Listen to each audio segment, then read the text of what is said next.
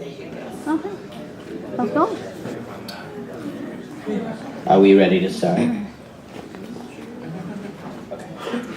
So thank you guys for coming here. So the panel is gaming and intersectionality. And I think the gaming part is probably pretty self-explanatory. But in case anyone is not familiar with the word intersectionality and what that actually means, I'll go through that really fast, and then I think we'll go into the actual panel itself.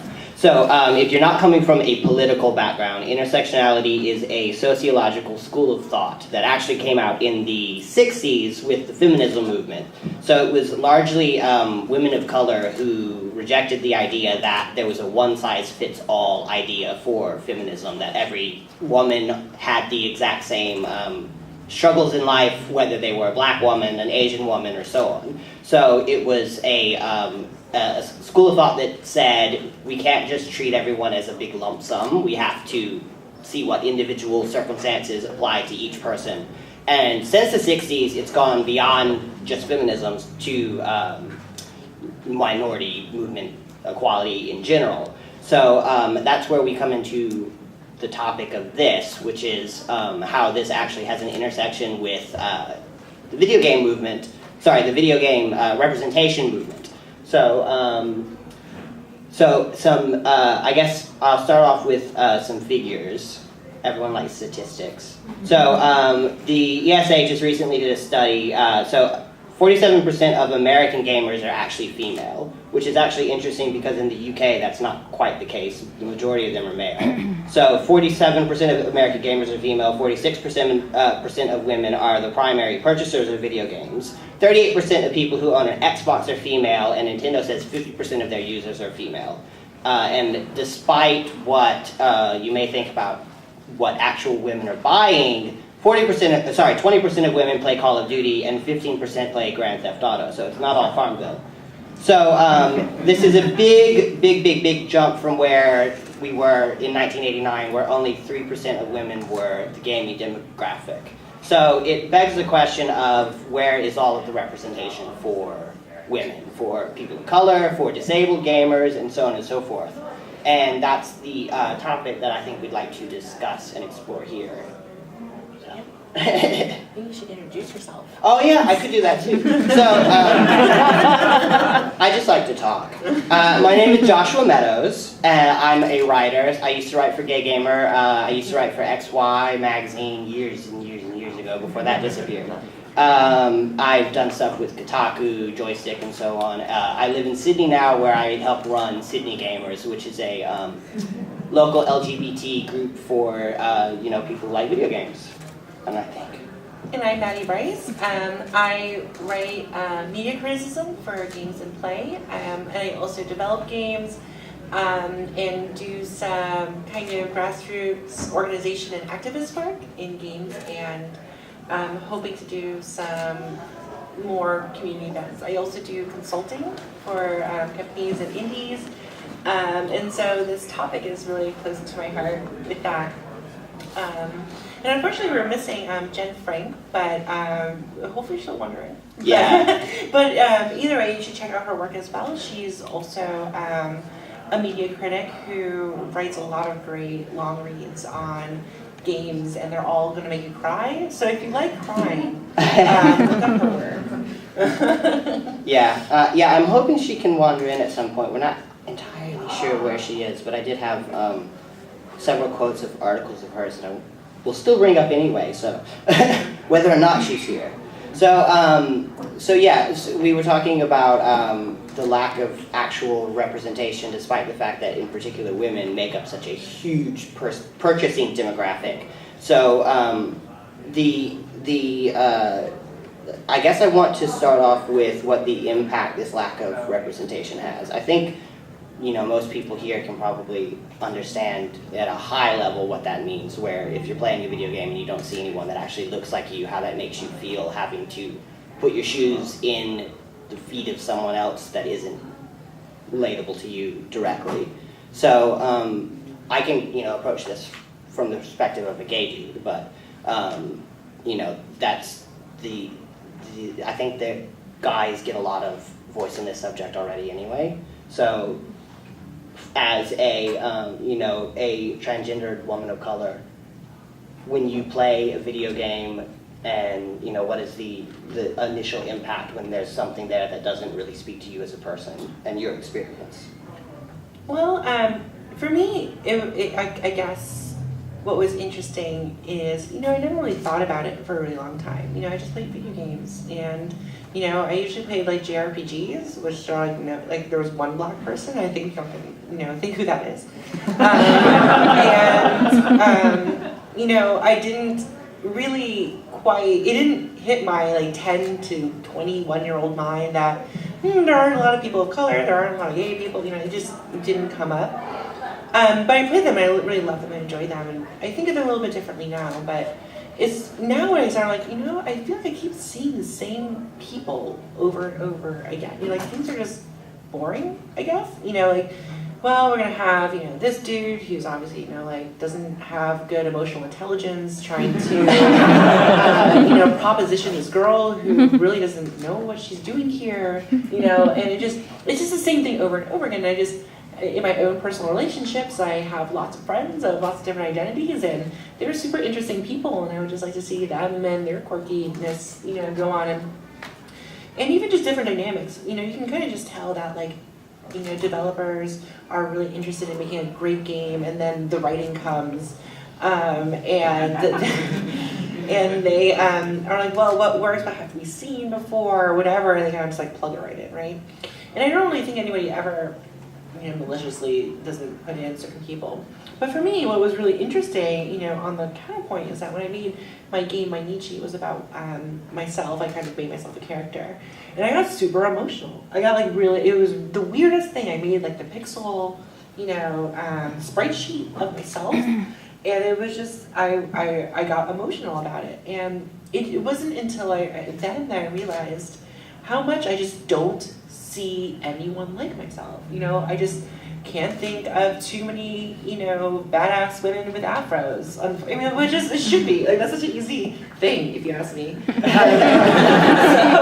it's just like, it became, for me, in a weird way, I just want to play as other people. I want the chance to, you know, look at other people's lives. I want the chance to, you know, have different people in different situations than the usual stock. So I think it's more out of like a boredom more than it is like a cry for identity at this point. Yeah, I think the boredom aspect of it is a really good point too, because the white guy, the white big jock muscle man, I think that's been done to death.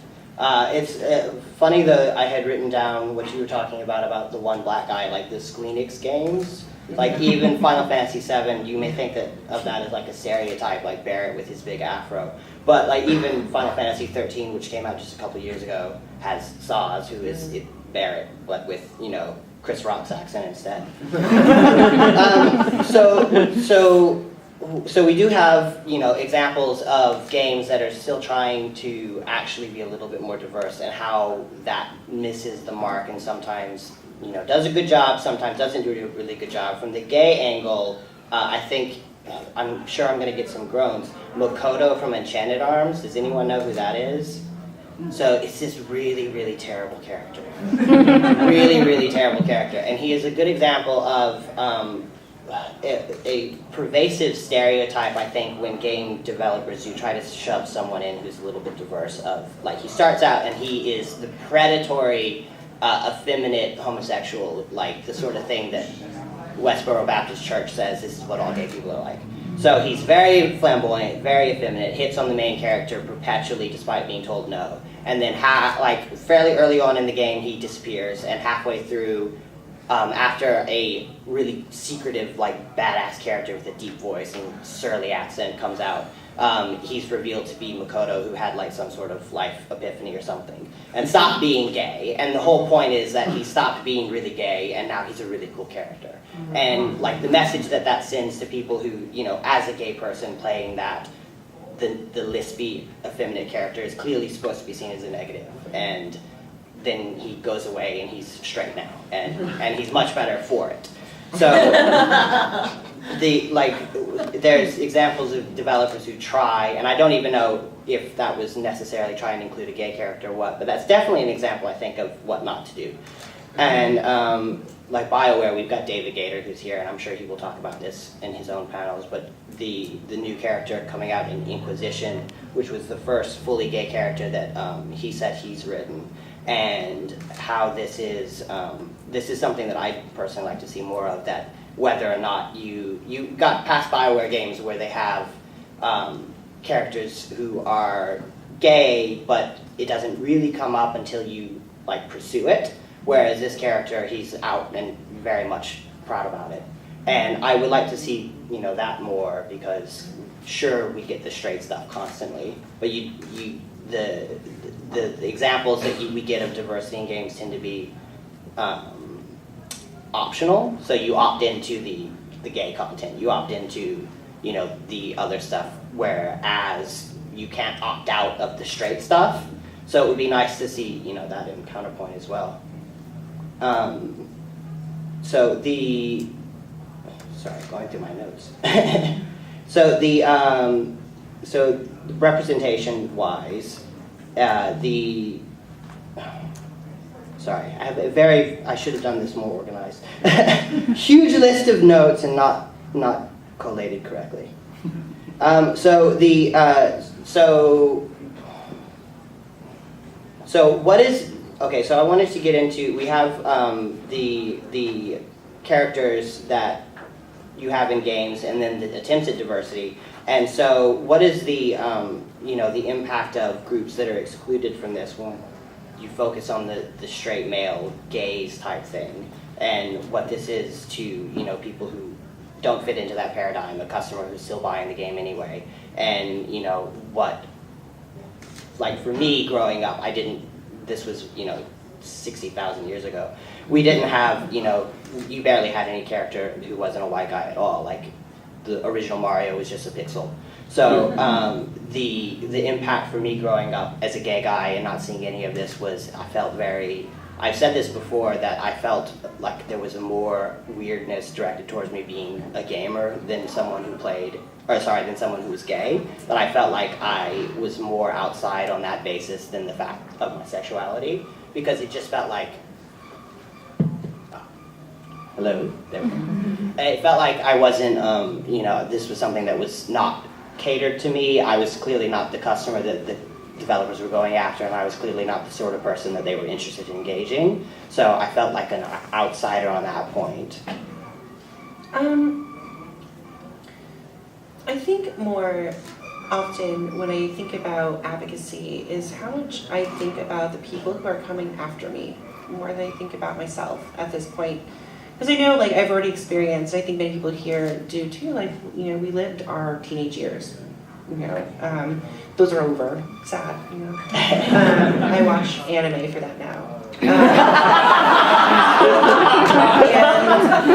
I think that, you know, I can't save myself from growing up without, you know, media figures for myself. I can't, you know, the representation of people, you know, really, really matters when you're growing up and you feel alone and there's no one there to kind of give you like a, hey, you're cool, you know, kind of thing. So I think about now, about the people who do see characters now, who are going to, you know, maybe like some, I don't know how BioWare games, what they're rated, but they're probably like 13 playing them. You know, going that and seeing that there's, you know, a possibly diverse group of people there. I mean, I don't remember how many aliens I could romance when I was 13 either, but like, I think... At least 4 or 5. Some amount. At least it's just this idea that different people are getting together, and the idea that you can, you know, multiple people, different backgrounds can be the same thing is just going to be a natural thing to a lot of people. Like, I mean, if anybody is in education right now, especially in high schools, like, you will see how different, like, they think and see when it comes to diversity and things like that. Like, it's a given to a lot of people. They're like, of course we want this. Like, what are you talking about? It's ridiculous. So I think right now, when it comes to like the effects of things, right now I think we can maybe, you know, as enthusiasts, probably have a sense of like missing nostalgia, to be quite honest. The idea of like, here's the things that we could have had. I think right now it is about saying the people who are after us, and then, as a side note, on the smaller scale of things, because I don't think we only have to talk about large games and large publishers. A lot of the smaller games that are out there are very, autobiographical and cathartic and emotional, and you can really connect with them. And thankfully, though, those are a lot more common now. Thankfully, we don't have to wait for larger games and publishers to be talking about our experiences. So, yeah, I think there's a little bit of a mix of agendas there when it comes to like maybe people in our age group. Well, you certainly have a lot of experience with the indie side of it and doing games that approach a specific message on your part. I know that it's been something that you've gotten a lot of even mainstream notice. The first time I encountered your game was actually the piece that Polygon did on indie game developers in the queer scene, and you're right. As indie developers, it's something that you can pick up the slack for that the bigger game companies aren't actually catering to. And I know you've been a big advocate of diversifying the tool sets that people can use, and making that more democratic and more accessible as well. Yeah, and kind of like to some of my thoughts when it comes to intersectionality, especially when it comes to these companies that right now we're kind of seeing a pecking order, right? We're seeing like, okay, we're gonna get women done. We'll get their polygons into the game, and then we will. But it takes, they have to completely double the budget.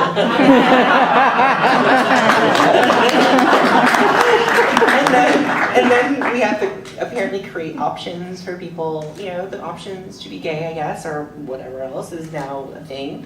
And then I guess once that's done, then we can consider making the polygons a shade darker.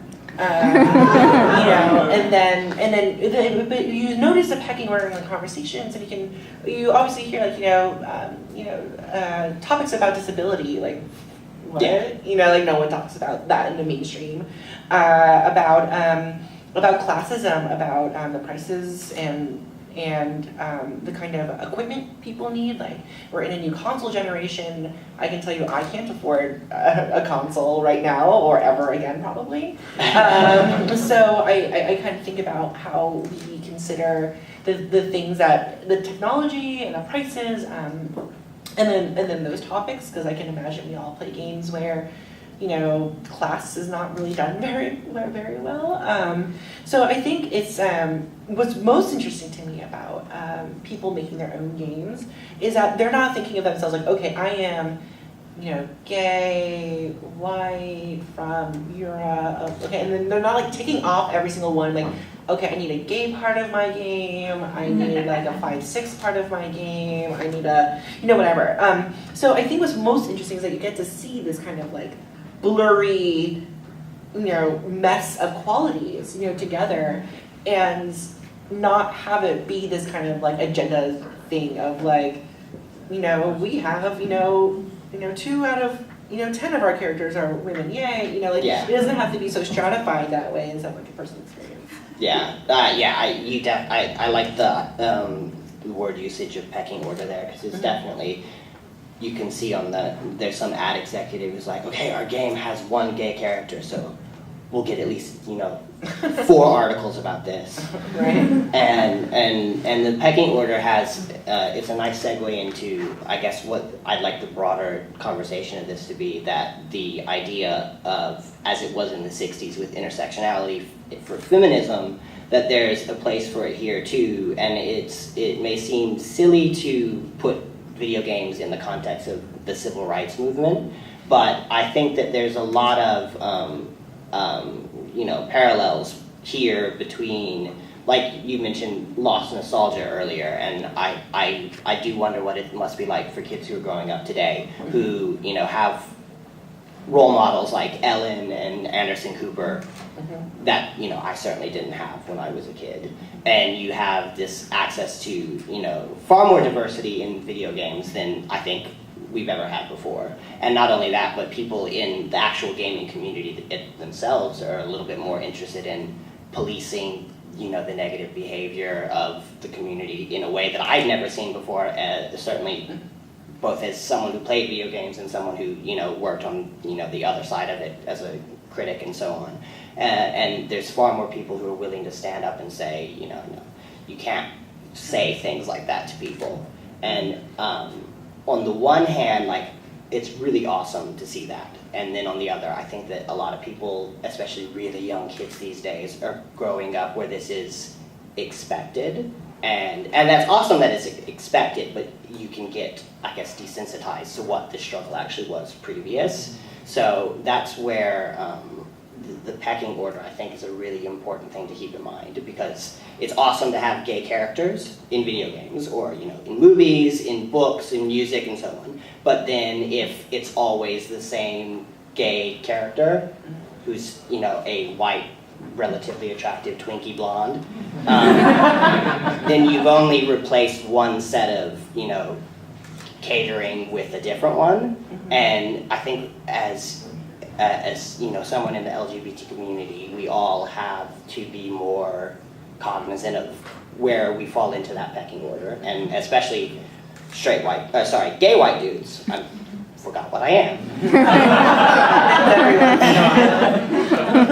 San Francisco. As a gay white dude, that's something that I try to be really, really, really aware of. That there's experiences that I don't have because I am white and I grew up in a middle class upbringing, and there's things that I can't directly relate to, but you can draw parallels to from your own struggles and your own experiences.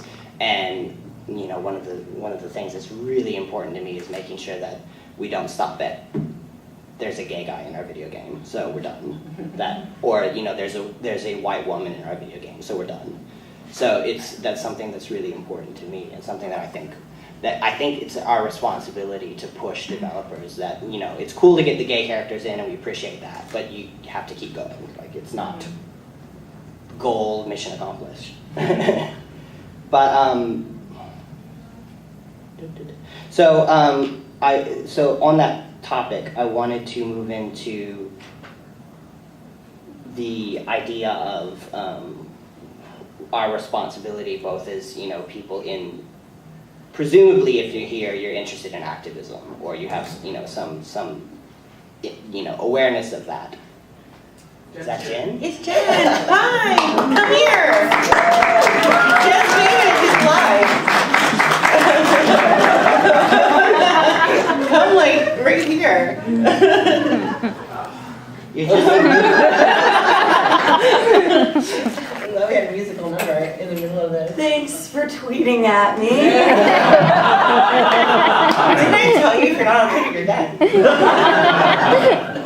I was just about to start wholesale reading articles of yours anyway. So you made it. Do you want to go ahead and introduce yourself? Yeah, introduce yourself. Hi everyone. My name is Jen Frank and I am on this panel.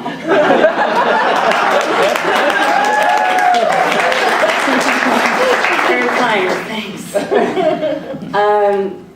So this is a panel about intersectionality, which is one of my favorite subjects. You'd be intrigued to learn. And I've written a lot from the feminism side about video games and people, which is what it's all about. Great. So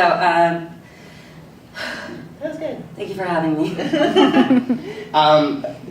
I'll actually back up a bit, because one of the things that you've written quite a lot about, and I thought was a very interesting perspective, is the, I guess, for lack of a better phrase, you as a born-again feminist. Yes. That you wrote an article about how you used to just be one of the guys, and you never really understood about the need for feminism because you didn't have any of these issues. And then it was when you got a job as a... A good way to develop these issues is by working in the games industry.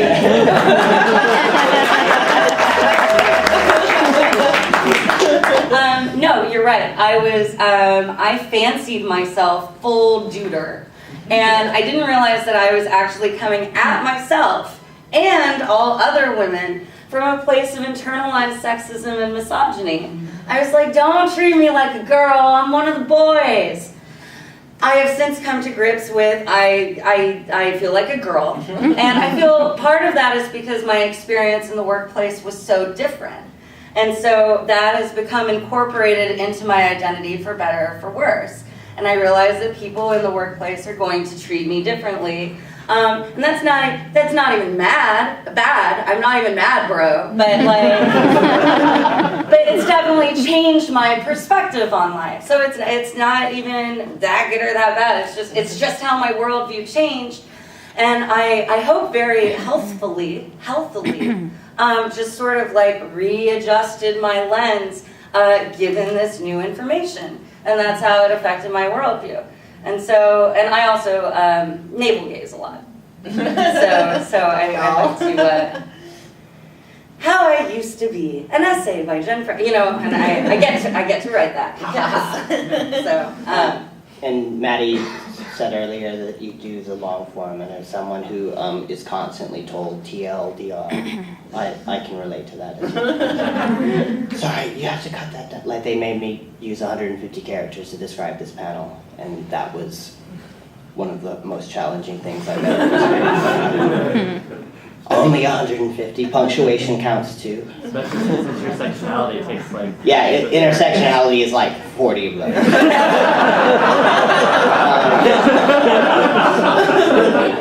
So I think so on the subject of replacing one section of a demographic that's catered to with another, I think that a lot of people are aware now that there's sexism in the video game industry. Is there anyone where that's news? You know what, though? Actually, I'm glad people noticed that. No, I'm glad you noticed. But seriously, though, because in 2006, somebody approached me at E3. It might have been 2005. I think it was 2006. Somebody approached me at E3 and asked me if I were willing to talk on a camera for what it was like being a woman in the industry. And I was like, no. No, I'm not willing to discuss that on a camera for you. What is wrong with you? I just got here. Stop trying to ruin it for me. So it's something that people were very frightened to discuss for a really long time. And we definitely swept that under the rug because it was just like, do you not like having a job? Are you not grateful to all of the very good men? And by and large, that's true. Very good men who let you have this job. Yeah, I have more statistics. Grateful to be here. Why would you go on a camera and discuss? Right. So I'm glad that people do notice that now because what was that 8 years ago? 8 years ago? Yeah. I'll go back to my statistics. The IGDA, women are, as according to 2013, they're 22% of game developers in the industry, versus 2009 where they were only 11.5%. So I think all the good men who deign to give you a job is actually a really good point. But I should also say that none of those stats include all of us in this room who are creators, right? We're all making games. We're all doing things. I don't know. Are we? I've made a game. I've never filled out a survey. So I like to kind of think that. I just like to think that there's a lot more that is going on. Because I know a lot of people are really attached to us having numbers, if you will. Like. Get those numbers. Let's hit 20%. I'm like, no, I don't want to hit 20%. I'd rather, have like this. Don't let that be where it stops. Right. And so it's just kind of interesting to me because part of our conversation, I find it really hard to talk about diversity in games if we can only talk about one subject at a time. Like, can we only talk about women? And this is the thing, interesting because Twitter has been coming up in this conversation, but it's actually very important to talk about because a lot of our activism happens there now. And just how much this one item list doesn't allow people to express themselves. I just think about a lot of people who are of faith and can't really talk about it because they have some other topics that they need to talk about, or people who are have a disability, but because sexuality is more important right now, they need to talk about that. And it just really we would have such an easier time, to be quite honest. We would have such an easier time if we were all allowed to not have to pitch ourselves, if you will, elevator pitch ourselves of like 150 characters. like here's my identity, you know, in a tweet, which I feel like people want, unfortunately. So Yeah, and that's, I guess, really the whole salient point of the panel here, that you can't approach these issues on, a one item checkbox. Like we've dealt with this, so let's move down to the next line item. It's not a board meeting. feels that way sometimes. But no, I absolutely agree that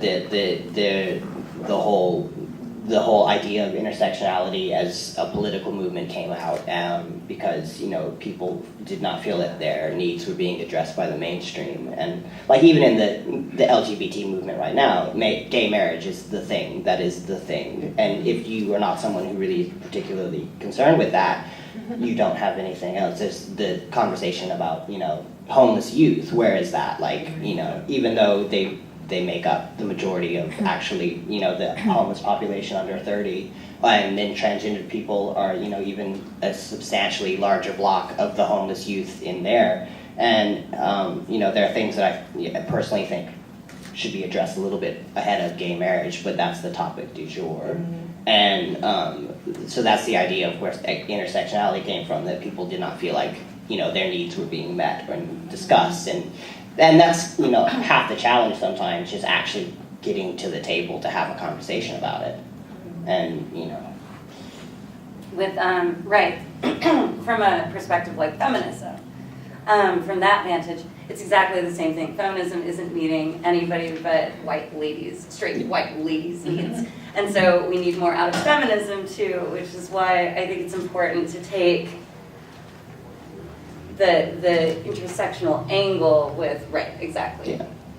And the... just piping up. what feminism should do. And what you were saying about Twitter being where activism is, that was actually a huge discussion pretty recently too, about how mainstream feminism wasn't, dealing with the needs of people of color. And so I think we can rattle on and on about politics, but I think since you're here for a video game convention, you want to know what this has to do with video games. So I guess the understanding what the issue is and where we can't stop with just addressing the needs of white gay guys any more than white characters in general. What is, I guess, where does it go from there? So if we understand that one checkbox can't be where the conversation ends. And I'm trying to figure out how to put this, basically in a way of being super aware of how we gather around labels and causes, because I think very often we gather in ways that give to who is the most popular minority right now at the moment, right? So, we have a lot of things that people are talking about. Well, let's do women in games things, especially in San Francisco. There's a lot of let's get women doing things. Unfortunately, these resources are only available to women who already have jobs, women who tend to be white or East Asian, that tend to be in a certain socioeconomic place, and I think I just lost my train of thought. I'm sorry. What I just? I'm sorry. I was just thinking. I was just going on. What was your question? I'm sorry. I don't know what my question was. I was. What were You asked. So where do we go from here? Okay. Yes. So what happens is, I know I'm going somewhere.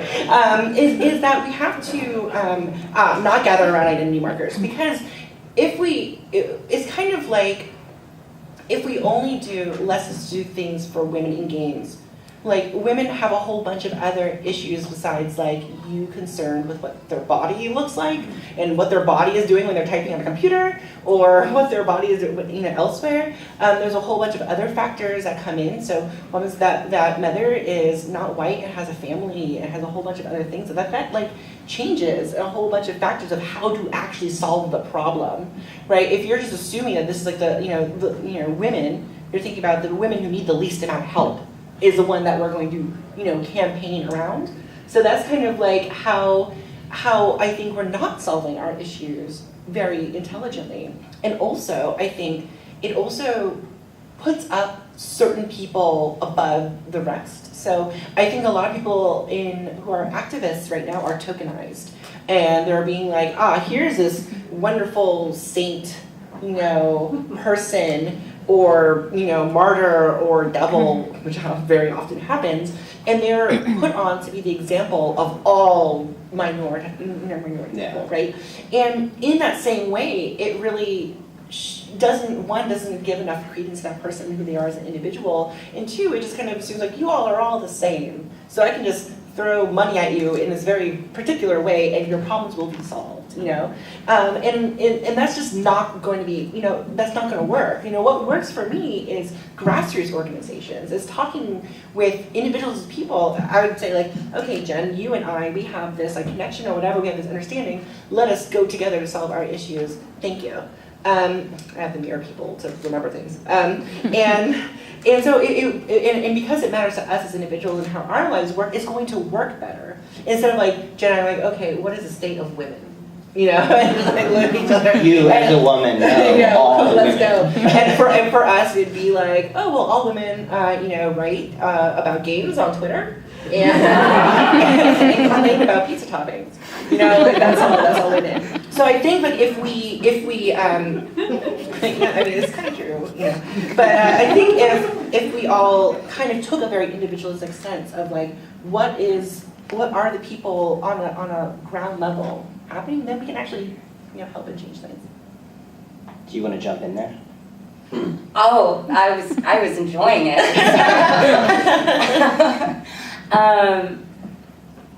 Yes. Thank you. Yes. I agree. Do you think it's time for questions? Or anything? Yeah, can we do that? I don't want to cut Jen off though. No, she seems fine. Yeah. No, All right. We can have a decision for Questions? Yeah. I think you had your hand up first. So, going specifically in the gaming and development sphere, as someone who comes from pretty much the apex of intersectional privilege, what would your advice be for doing tackling these intersectional issues of class, of the differently abled, of gender, of trans issues, etc. Like how? While working on a team? Because I think the answer is not so much while working on a team. Okay. More like while working on individual personal projects, or like small teams where I'm the creative and other people are just like contractors working for me. Mm-hmm. Like I'm currently wrestling with how to do this without being that guy who is the man who is sexism's answer. Right. I totally understand what you're doing, or what you mean. For me, in particular, and which is why I'm really about embracing getting rid of the labels of ourselves, is that I think people are scared of vulnerability in our creation. And I think what I'm really interested in, especially from people who are in places of privilege, is what is actually your perspective on it, very particularly. Like, what is it like to be a person of privilege who is wrestling with these things, and who are the people in your lives that are influencing you to question these? How did you discover this? I mean, for me, there are times where I do encounter privilege, but I would like to understand what are the thoughts of other people being earnest when they're having trouble connecting with me, or when they feel like they're needing to be walking on eggshells or whatever, right? And the second thing you can do, I actually am talking to someone who is considering doing, having different bits of the game written by different people, and taking those parts and letting them stand for themselves. And so it's almost kind of like a journal, but in a video game context of kind of like collating a whole bunch of people into a thing. So another option is being like, well, I think it's interesting when I want to put these sorts of story by these sorts of people together. So I'm going to curate other people saying their experience in this thing. I think that's a really interesting idea. So you say that you're just a single developer. Why not incorporate other people into your work?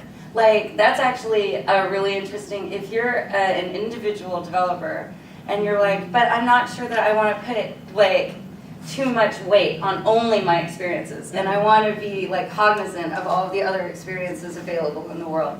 Yeah, why be an individual developer? Why not start adding people to your team and including them and valuing their experiences as equally important as your own? And so I think that's a really interesting.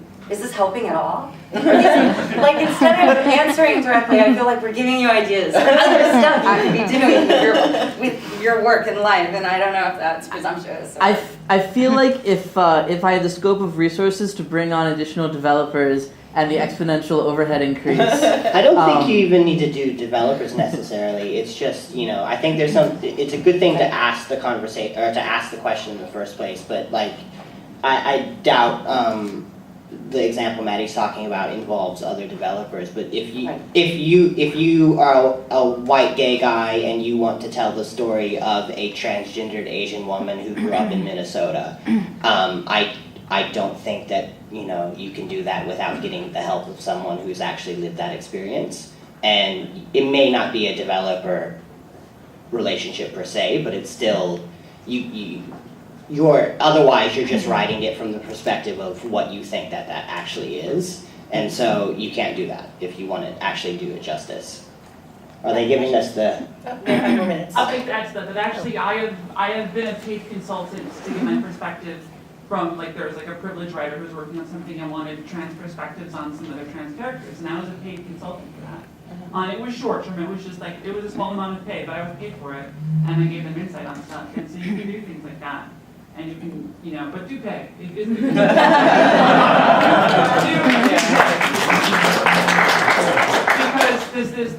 it's like signing up for college classes. And also the other part you have to take with that is that you have to accept what they tell you, including the parts that make you uncomfortable. Yeah. Well, that's what you said about walking on eggshells, because I think a lot of people who don't, this is something that I struggled with for so long, that I didn't have ever faced any, and I think you can relate to this too, I never faced any particular challenges, so I didn't understand, it can't be that bad, or what did you do to make that happen? And it wasn't until, probably my mid-20s that I started to realize, I've been an ass. and yeah, you have to, just because something may not mesh with your life experience doesn't invalidate it. Finding out that you don't literally know everything in the world ever is the hardest experience. Dan, I think we have time for one more question. Me? Oh, yes, I'm sorry, I just pointed. Yeah, Can I be bad? I'm trying to be democratic about it. Oh, I saw your hand go up first. I'm sorry, you can ask it after. If it's a quick question. Did you want to? You talking about the polygon piece, that was actually my first experience with realizing that other trans women can develop games at all, pretty much. But so that reminded me that with Mainichi particularly, a lot of the way that those kinds of games, similar games about people's personal experiences, and biographical games, they're mentioned as oh god, I don't remember the name now. But they mention as basically allowing people that don't have those experiences to live those experiences, and there are problems with trying to say okay, this is what it is like playing this single game is what it is like to be transgender. Yeah, well, you mentioned right? that all women, you get asked in an interview and suddenly you're the expert on what it is to be female. Yeah, so what do you think are the positives and negatives of having biographical games, because they can definitely people will make them stand on their own sometimes, even though they're not meant to. Right. I think we always have to resist tokenization. You're at all times I try to name drop as many people I can possibly do. And unfortunately, because of just how news runs, I'm very much tokenized for a lot of things. Just over these past couple of months, I was shown to be the sole creator of a whole bunch of stuff that I was not. That was really But the good thing though, the good thing I think about autobiographical games and at the same time the DIY movement of games means that if there are just so many people to where like everyone making an autobiographical game is just a thing that you just don't think about anymore, then like we erase that problem. Like, you know, you erase that problem of like, oh, here is like the quintessential, you know, queer, twine game. You know, like that's gonna be impossible. You know, it already is impossible, right? Like if you just like, I always like just Google like queer twine or something, and like it just explodes. You know, there's like so many of them. So like I think we are handling that problem, and which is why my answer to a lot of things is for people who don't consider themselves game creators to start creating, because the best way to do it is to put in your little slot, even if it's just you think it's just some small insignificant thing. It actually is just like, you know, the drop in the ocean. You know, it's just, I think that's the solution. I would add too that you are the expert of exactly one thing, and that's you. You are the expert of you. And if you are making an autobiographical game, you do get to be the expert of you. And if there is some way to convey to the player, as you said, you know, this isn't necessarily everybody's experience. This is my experience, and I put it into a game. And so, I think we're done. end of sentence. Alright, so I guess we will stick around if anyone has any questions that they want to ask directly. But thank you guys so much for coming out, and enjoy the rest of the conference.